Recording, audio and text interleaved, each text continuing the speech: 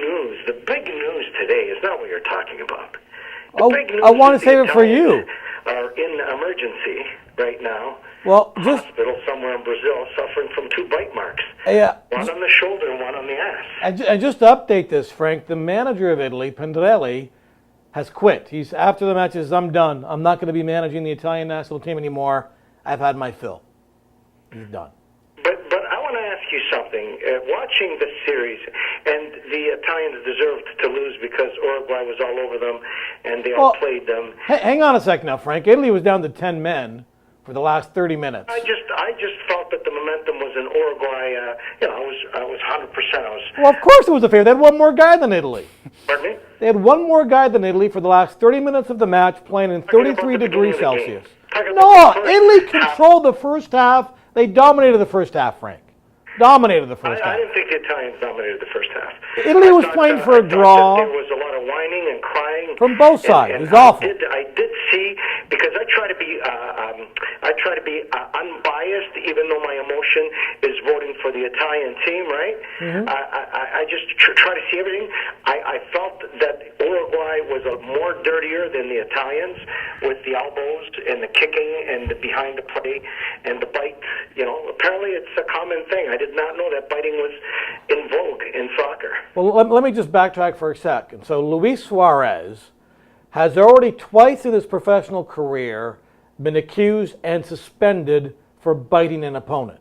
So it's in his MO. I guess so. I don't know about you, but the only time I know of an athlete, and I use athlete in quotations, who bites, it happens in the hot dog eating contest. I think it's the most fucking despicable.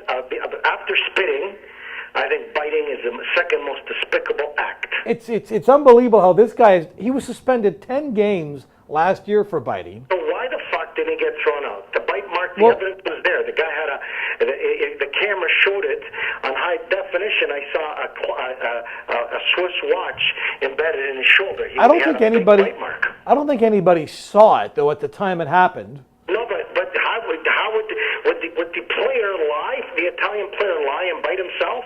No, you're right. I mean, it certainly appears that there's a bite there. It was a fresh bite, and if they would have taken the dimensions of the player's mouth on Uruguay, they would have seen it was his teeth. Yeah, it was teeth to flesh contact, as one of my friends emailed me today after the incident. We'll get an orthodontist on this. We'll get a definitive answer. I think what's going to happen is Suarez might be suspended. 3 bites, you're out. Certainly for the rest of this World Cup. When you have over 1 billion people worldwide, Frank, watching this match, watching the incident. And maybe they should just put a chain around his neck and leave him outside with a bowl. One of those dog things, one of those things that you see on dogs. The cone? The cone, so they don't bite themselves after surgery? No, or a muzzle. Or a muzzle. Something's going to have to happen. Put a fucking muzzle on him. Because he's a biter. Well, and there's no doubt. Despicable act. I agree. Something's going to happen, but he's done it before is what I'm saying, Frank. He's done it twice before, been suspended twice before, last suspension for 10 games. He still does it. Nothing will get through his head. There's a lot of meat on this bone, Frank, and I'm not sure what's going to be done. Anyways, I'm just telling you that I thought Buffon played an unbelievable game for the Italians. They should have scored on that incredible save, and the goal that they scored in Italy was inevitable. As you said, Tony, they were down a man, right? Yeah, exactly. And they seemed exhausted. They seemed exasperated. And if I could just say this, and again, I am from Italian heritage, so I'm trying to be impartial here. The Italians had a bad schedule. Not so much the opponents. Every game they played was at high noon in the humidity of Brazil. I don't care. It was the same for everybody else. But guess what I'm saying, Frank, is by the end of it, they were tired. The course of the last 30 years have always, they've had a lot of, what's the word I'm looking for? They create a lot of emotion all over the world. They're definitely royalty for soccer fans, not just Italians. There's a lot of other people from a lot of other nations that admire the Azzurri. But I just feel that they came out even a little flat against England, even though they won. And the other game that they lost 1-0 was the same thing. For a team with such a powerhouse bunch of strikers and an incredible style of play, they should have won. They should have won today against Uruguay. Yeah, you know what I think we're seeing in this World Cup is that soccer obviously is big worldwide. There's no doubt about it. It's big everywhere. And I think what we're seeing is teams like Italy, Spain, Portugal, the so-called longtime superpowers, are still pretty good. But the rest of the world is now catching up. The same thing we happened. You're right. Maybe you're right, Frank. Maybe they're passing them up. And the same thing that happened in hockey. For years, it was us and the Soviets, and everyone else was another tier down.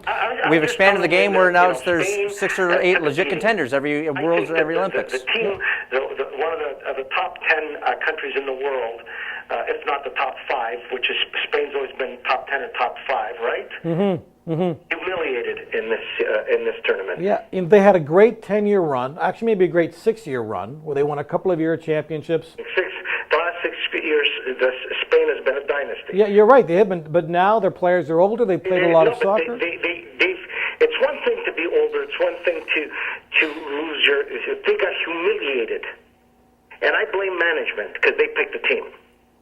But it might be the case, Frank, where there's no one else they can go to. That these players might be the older players were the better players. But you're telling me in a nation of 40 million or 35 million or whatever the population of Spain is, all of a sudden now they've gone dry? Come on.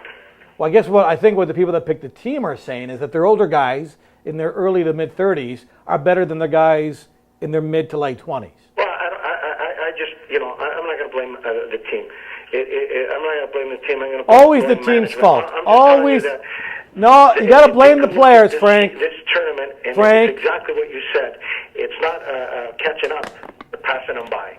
Frank, you got to blame the players sometimes. The usual suspects that have always dominated the sport are no longer the usual suspects. That's fair, but sometimes, Frank, you got to blame the players. Coaches can only do so much. Listen, the Italians, in my view, today they were short a player. The Italians, they seem more preoccupied with other things rather than the game. They have a lack of concentration, and the only people who are really concentrating on the games are the fans. And the Italians today are heartbroken, and it's over. It's done. Next, Yeah. You move on, and it is what it is. The second straight World Cup where Italy doesn't advance to the round of 16. For the last 15 years, the Italians, they've always got through, and they've always, had a lucky bounce, but today luck was not on their side.